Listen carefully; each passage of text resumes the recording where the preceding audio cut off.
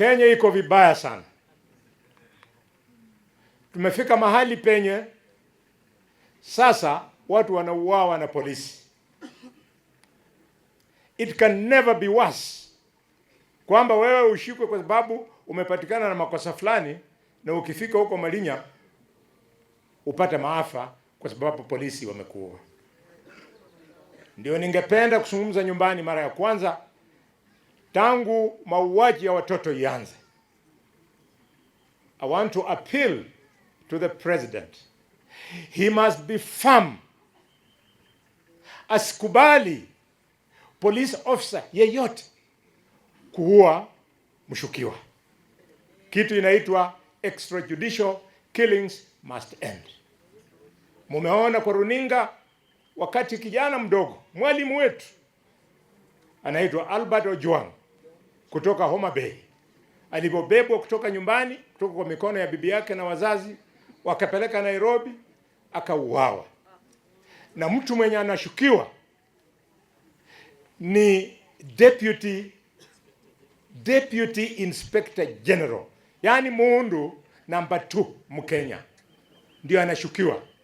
Mliona nikisukuma kwamba huyo mtu mpaka atolee kwa ofisi. Ametoka hajatoka?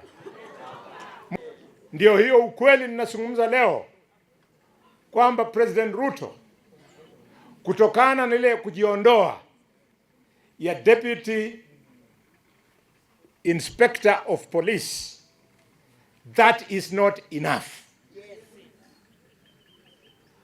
Yeye kujiondoa is not enough. Kuna mambo mawili tunataka tusikie majibu.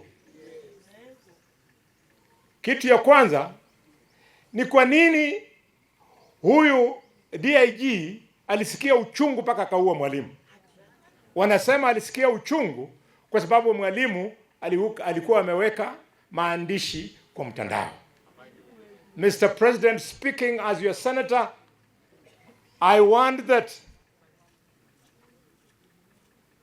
DIG Lagat awe arrested today, ndio aambie Wakenya ni ukweli ama ni uongo yale yenye mwalimu alikuwa ameandika ikamfanya akamuua.